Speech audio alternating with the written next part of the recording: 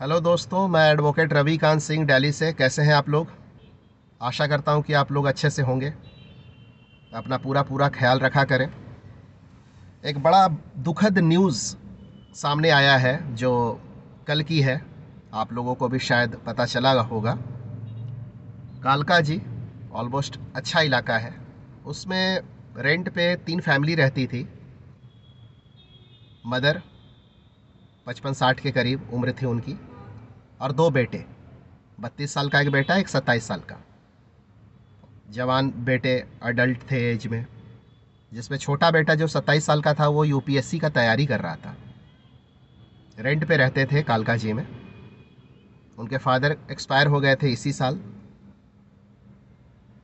और बहुत financial stress में पूरी फैमिली थी, जिसके वजह से मदर और दोनों बच्चे आत्महत्या कर लिए, सुसाइड कर लिए, पंखा पे लटक के। फादर उनके इसी साल एक्सपायर किए। उसके बाद ये तीनों सुसाइड कर लिए कल, जो न्यूज़ आई थी। तो बड़ा सुनकर दुख लगा। उनके फादर ब्रोकर का कोई काम करते थे, प्रॉपर्टी डीलिंग का काम करते थे। बहुत सारा उनके ऊपर पहले से लोन था, बहुत सारे लोगों से कर्जा ले रखे थे वो, और कर्जा टाइम पे दे नहीं सके। और उसके बाद उनकी मृत्यु हो गई। उनकी मृत्यु कैसे हुई ये तो नहीं पता, ये तो न्यूज़ में मैंने नहीं सुना या पढ़ा।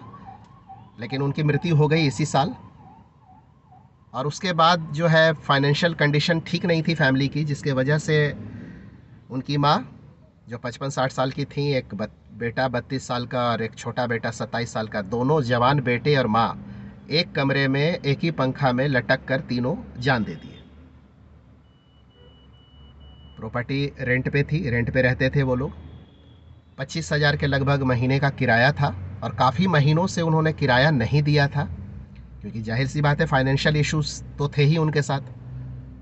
तो मकान मालिक जो है इविक्शन का केस किया था उनके ऊपर, और एक बैलिफ अपॉइंट हुई थी। बैलिफ होता है एक ऑफिसर अपॉइंट किया जाता है कोर्ट के तरफ से, कोर्ट के ऑर्डर को फॉलो करने के लिए।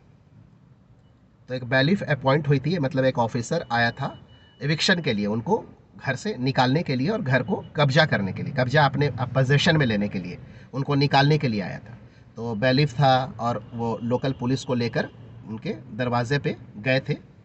और कॉल बेल बजा रहे थे, दरवाज़ा काफ़ी नॉक किया गया, लेकिन वो लोग दरवाज़ा नहीं खोले, क्योंकि सुसाइड ऑलरेडी कर चुके थे अंदर। तो डुप्लीकेट चाबी बनाकर जब पुलिस और बैलिफ इंटर की फ्लैट के अंदर, तो देख रहे हैं कि ये दृश्य उनको देखने को मिला, और बाद में ये चीज़ें न्यूज़ में आ गई। तो यहाँ पर देखिए, मैं यही कहना चाहूँगा कि ज़िंदगी में जितना दुख हो, जितना तकलीफ़ आए, पैसे की तकलीफ़ सबके साथ होती है, फाइनेंशियल इश्यूज़ मेरे साथ भी हुए हैं, होते हैं, इंसान है, आप लोग के साथ भी हुआ होगा और आगे भी होगा। लेकिन इसका मतलब ये नहीं है कि हम सुसाइड कर लें। ये लास्ट ऑप्शन नहीं होता। ज़िंदगी बहुत खूबसूरत है, और सुसाइड के ऊपर मैं पहले भी एक वीडियो बना चुका हूँ। और बड़ा सुनकर दुख होता है कि 2 जवान बेटा, कपूर फैमिली, और माँ जिनका कोई उम्र नहीं था, ऐसा कोई 55-60, कोई ज़्यादा उम्र नहीं होता। तो फाइनेंशियल प्लानिंग नहीं होने के वजह से ये सब चीज़ें होती हैं। उनके फादर को फाइनेंशियल प्लानिंग ठीक से वो नहीं किए होंगे, मैं ब्लेम नहीं कर रहा हूँ किसी के ऊपर, लेकिन फाइनेंशियल प्लानिंग बहुत अच्छे से करनी चाहिए। अननेसेसरली आपको लोन नहीं लेना है, कर्ज में नहीं डूबना है, ठीक है? जितना हो उतना में गुजारा करना है। औकात ना हो और हद से ज़्यादा रेंट पे नहीं जाना चाहिए इंसान को। जितना चादर उतना पैर फैलाना, ये बहुत बूढ़े बुजुर्गों ने जो कहा है बिल्कुल सही कहा है उन्होंने। तो बहुत ज़्यादा रेंट पे नहीं जाना चाहिए। अगर आप उस समय आपकी कैपेसिटी है और आप चले गए, 25,000 50,000 आप किराए पे रह रहे हो फ्लैट में, लेकिन अगर आपकी दशा खराब हुई है तो आप फ्लैट चेंज कर दो इमिडिएटली। आप तुरंत आ जाओ सस्ते रेंट में। अगर रेंट पे आप रह रहे हैं तो अपने सारे जो एक्सपेंसेस हैं उनको कंट्रोल करके और लाइफ स्टाइल उस तरीके से बनानी चाहिए, और पैसे कमाने पे जोर देना चाहिए। अगर उनके फादर नहीं है, चले गए फादर, तो दोनों बेटे को कमाना चाहिए। यूपीएससी की तैयारी कर रहा है या कुछ और कर रहा है, बड़ा वाला बेटा भी कुछ कर रहा होगा, लेकिन इतने स्ट्रेस में थे कि तीनों बेरोजगार थे, कुछ कर ही नहीं रहे थे। ऐसा नहीं होना चाहिए।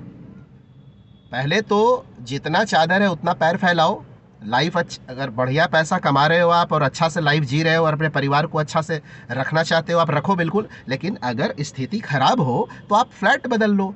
वो लोग क्या किए, पहले उनकी फाइनेंशियल प्लानिंग सही नहीं थी, फिर उन्होंने कर्ज बहुत ले लिया, ठीक है। 25,000 रुपये किराया आज के डेट में दिल्ली में बहुत मायने रखता है, आपको भी पता होगा।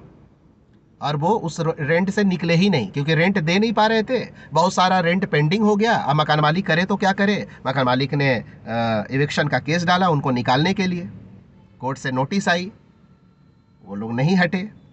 फिर बैलिफ अपॉइंट किया गया, पुलिस ऑफिसर आए थे उनको हटाने के लिए, पोजेशन अपने नाम पे लेने के लिए।